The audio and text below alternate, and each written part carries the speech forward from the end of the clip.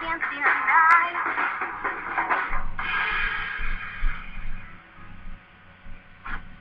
We started recording more lead vocals with the singer of the group. Don't try to want the truth. And as we were recording the vocals, everything sounded fine. She was singing. Everything was perfectly normal. And then every time we play back the tape,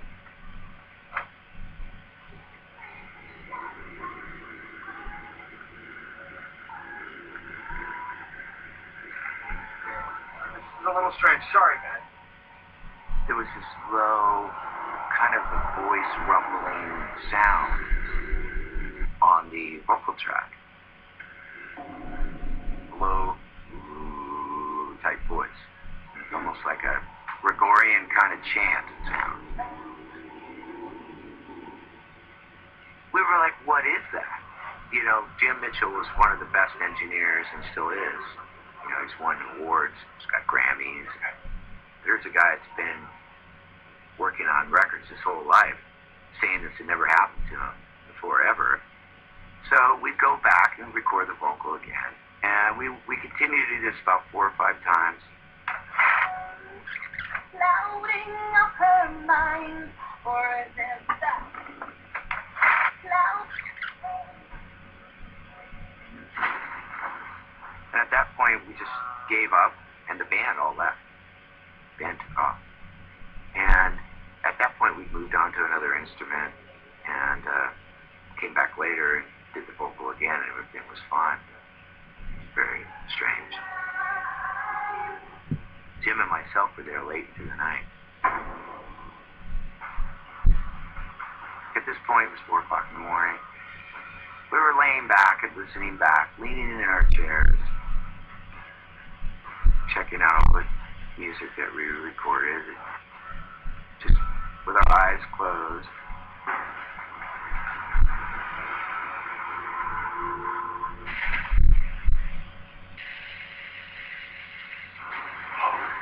When I touched it, sensation took over my body.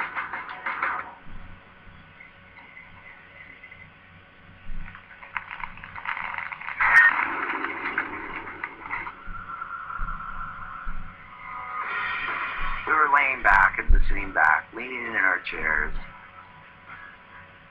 checking out all the music that we recorded, just with our eyes closed.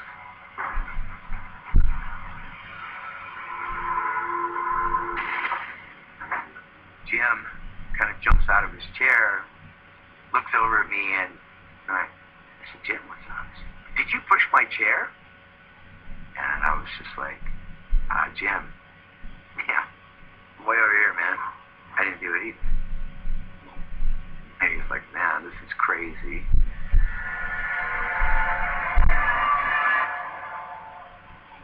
So Jim decided to get up and go to the bathroom, and came back to the recording studio, went into the control room and had this white, state of shock look on his face,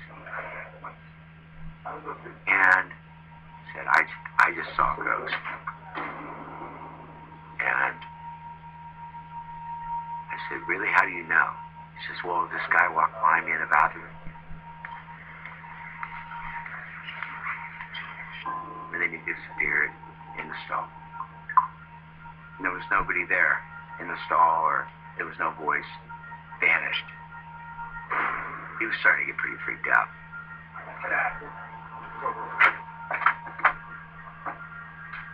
And at that point, I said, well, let me see if anybody else is here in the studio. He says, no, it's empty. I know it's empty. Everyone's gone.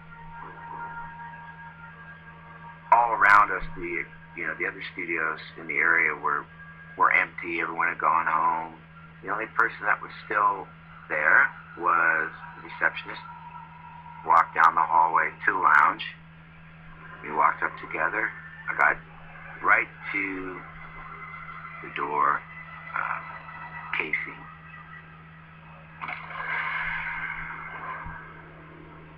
The voice said, don't come in here, you're not invited.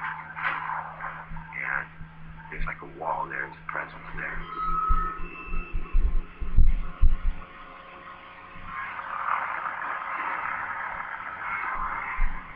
Out of my left corner of my eye, I saw this mass of air that looked like a small cloud floating across the room. And directly in front of me, about here, I put my hand out. When I touched it, I backed off like this. It ran up my arm and down my body. A chill feeling just came through me like ice. That shocked me.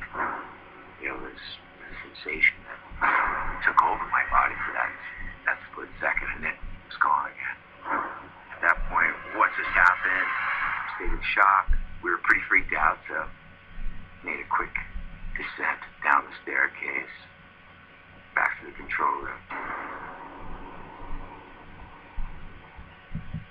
Okay, so as you can see here, Mist Spirit again is one of the high-level spirits, high-ranking one, mid-ranking I would say, but it has some teeth. It's not one to take lightly.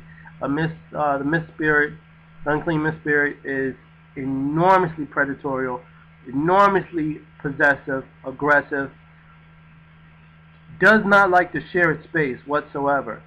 And will make that known to whoever is around whatever dwelling place it calls its own, because again, it wants to be like God in the sense that it has its own sanctuary that no one else is welcome unless you serve in them. But again, we're going to look at more characteristics of this mist, and it's going to corroborate the scriptures, but I just want you to understand the creatures who they are. So let's move on.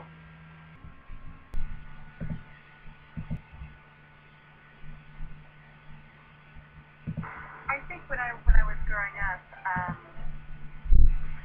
I definitely had strong beliefs in that there were things that I couldn't see. I always knew, and I always had a gut feeling that there was much more to life than meets the eye.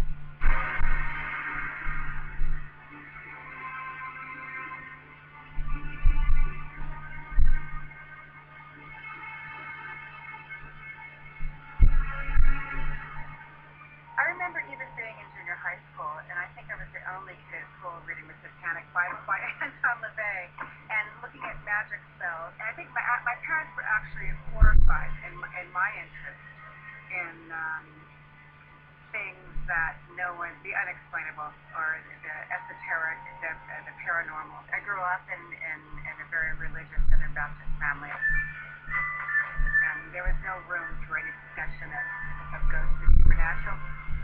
It was never discussed in our house. I think the first big experience, it happened to me when I was about 15. This is the first significant experience.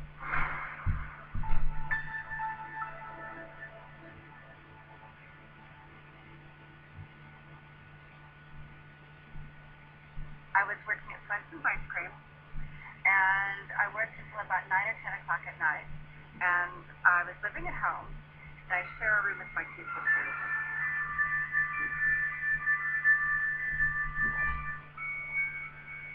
I got into bed, started to fall asleep, and I heard this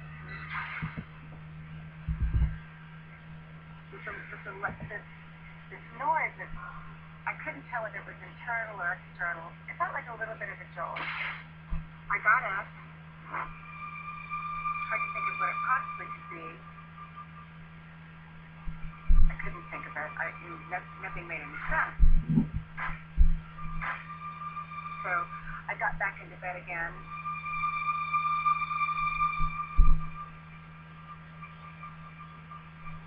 And it was harder. It hurt a little bit more. Definitely stronger. I got up and made trying to stick back to my brain, trying to figure it out. My sisters were sleeping.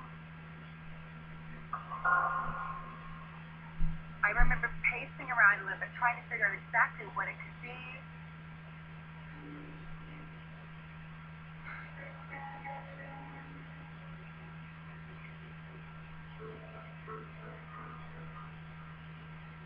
I got back to bed again.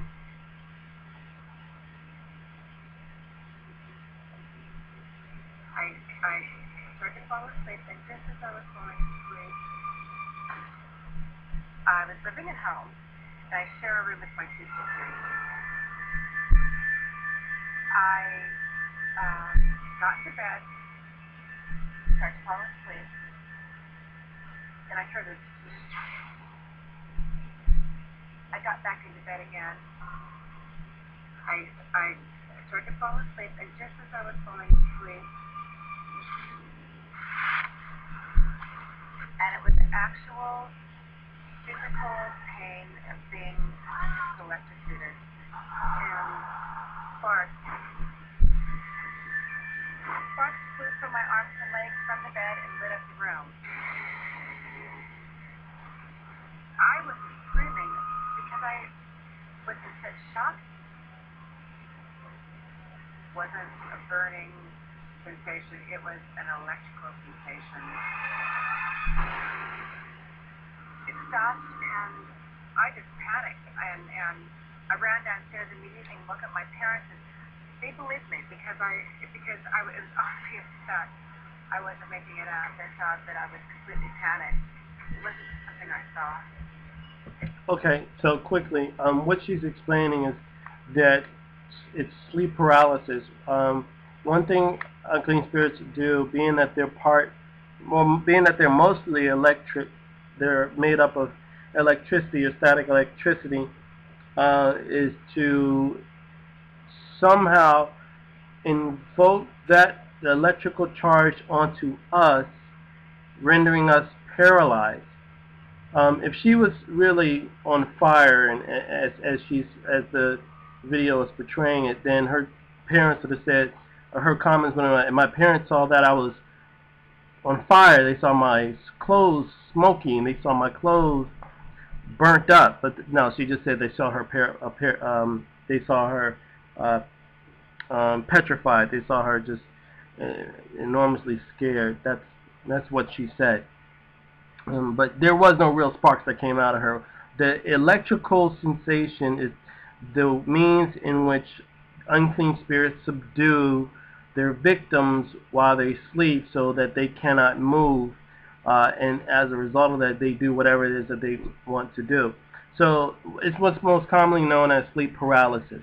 But again, the scriptures validate this, because as you go through the Bible study of unclean spirits on my YouTube channel, you'll see that it's described where spirits have the ability to, when they walk past us, they make our hair stand up, and that is because of the static electricity associated to them. And it's synonymous with Satan being cast out of heaven, and Jesus said that he fell like lightning, being that he's made up of electrons, in just immense amount of electricity, amounts of light.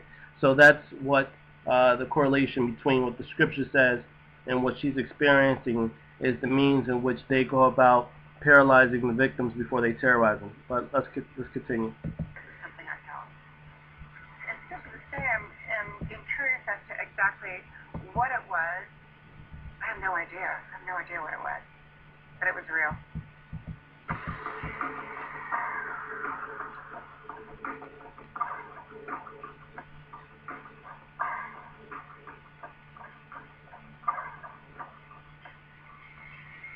Back in the late 70s, I went traveling to London with a girlfriend of mine. I had a very specific agenda, so it was to go see bands. I actually went to London to go see the Sex Pistols play. I went to be a part of the punk rock scene.